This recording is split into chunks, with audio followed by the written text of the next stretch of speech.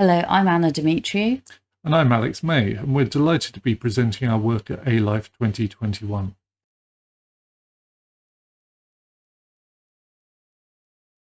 ArchaeaBot, a post-singularity and post-climate change life form, takes the form of an underwater biomimetic robotic installation that explores what life might mean in a post-singularity and post-climate change future. The project is based on new research about the structure of archaea, a group of unicellular microorganisms believed to be the oldest forms of life on Earth, adapted to life in extreme environments such as hot, deep sea vents when the Earth was still in the process of cooling down. Tolerant, feed on methane, or can live without oxygen.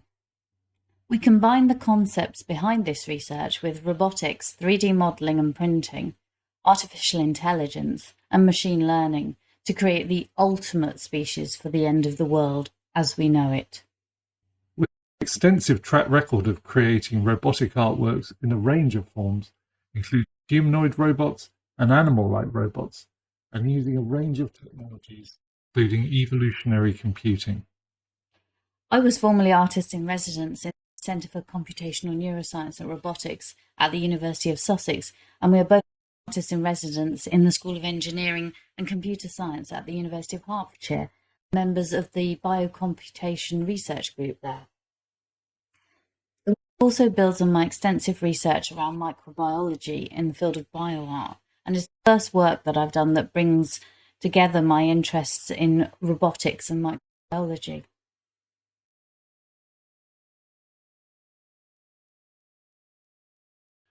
The project is a result of collaboration with researcher and cryomicroscopist Amanda Wilson within the framework of the EU MARA project based at Imperial College.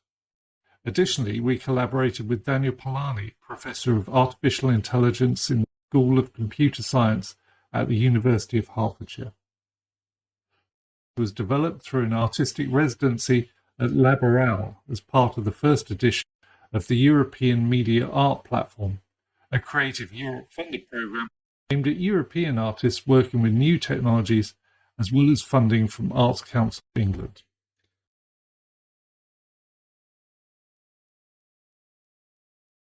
The project originated from discussions between Amanda Wilson and myself, which explored Wilson's research as part of the EU FET Open project, Molecular Analytical Robotics Assays, or MARA.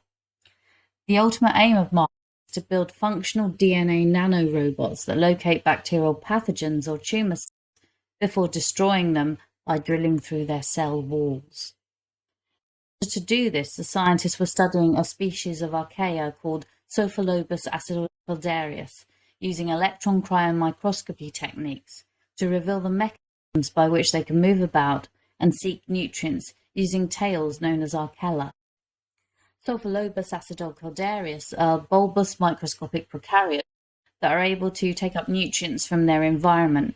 When nutrients are scarce, archaea pop out from the inside of the cell and enable it to tumble in an uncontrolled way until they locate more nutrients, at which point the tails fall off.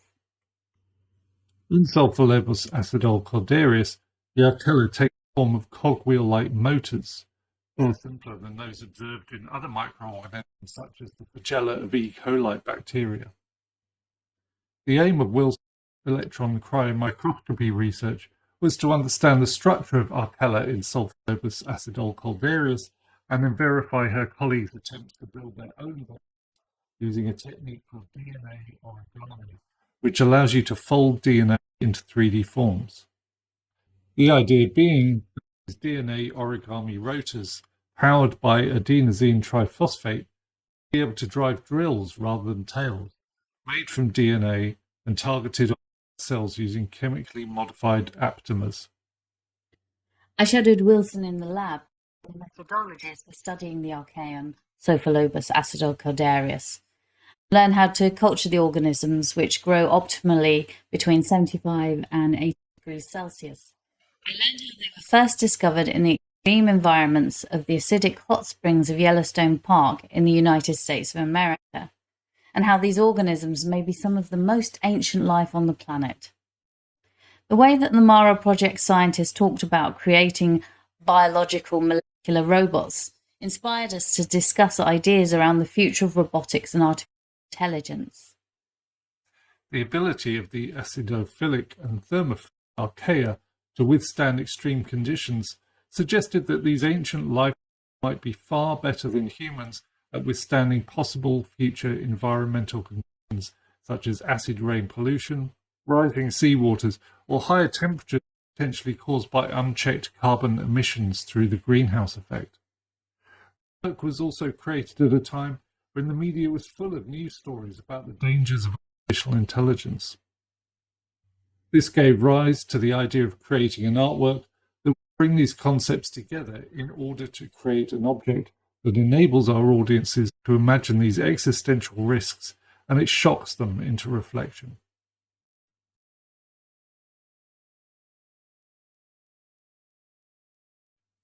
The piece was made using 3D modeling in Blender to design the body of the robot, and the separate Archaea parts based on 3D models produced by Wilson's cryomicroscopy. The textured sphere-like body contains a fully waterproofed Raspberry Pi Zero, a motor controller shield, 3 DC motors with gears, and an accelerometer, a magnetometer, and a temperature sensor. Following extensive experiments about the best materials for the most lifelike tails, we settled on silicon tubing threaded tightly over the outer plastic covering of electrical wire with the copper stripped out. Waterproofing of the electrical part was a challenge. This was originally achieved by filling the motor gears with Vaseline and coating all of the components with liquid electrical tape.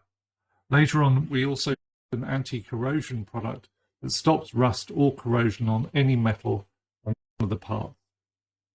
For the gallery installation, we used an external power source which tethered the robot, because having gallery assistants fish out the robot to charge it seemed overcomplicated for the venues, and when the robot stops moving underwater, this seems to cause the motors to seize up more frequently. But we plan to make a new version in the future that will incorporate a battery inside the robot body to enable use for performance events in open water environments. For this, we will need to work on adding buoyancy to the robot to allow it to float in water.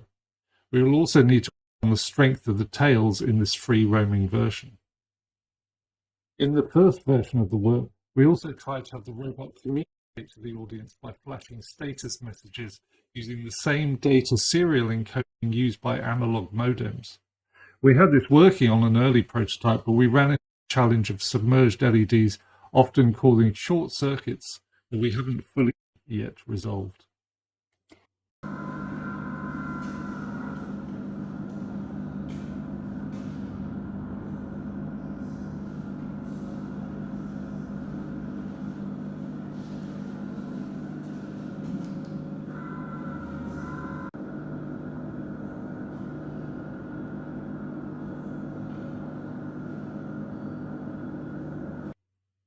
The Raspberry Pi Zero collected data from the sensors and was used to train a backpropagation neural network, which was responsible for the robot's control system.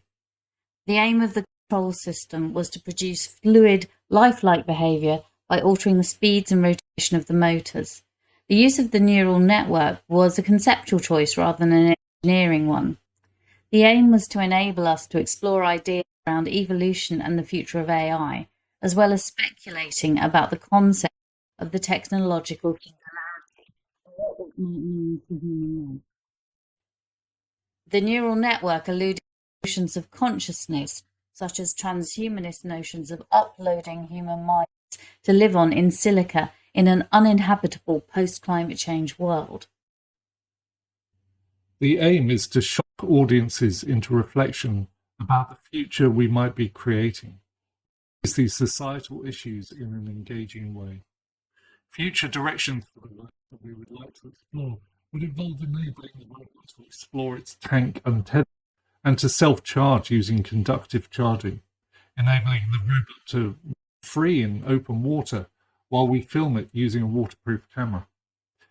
Develop a virtual 3D installation where a swarm of robots can interact, and we would like to finally enable the robot to communicate with the outside world by flashing the internal LEDs.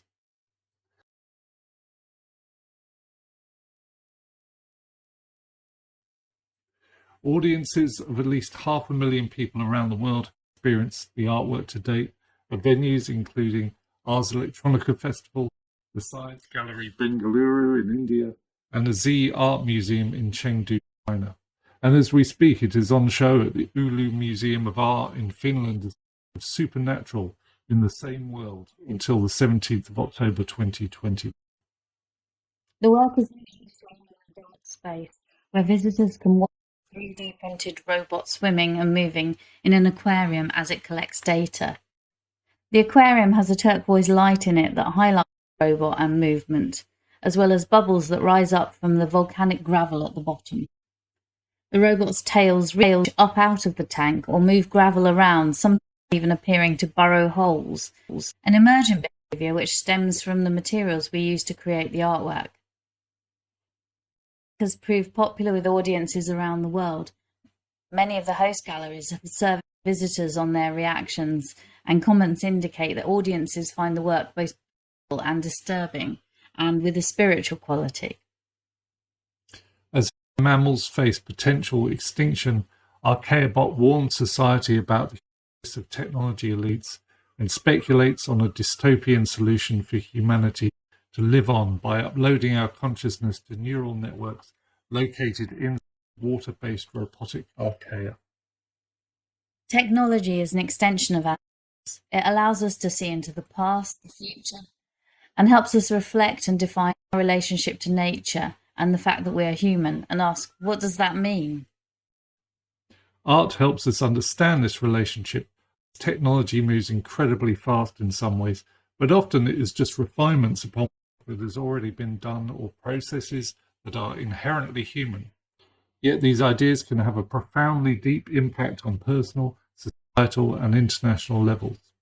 Art can help us all reflect more deeply on these processes and stimulate important debates.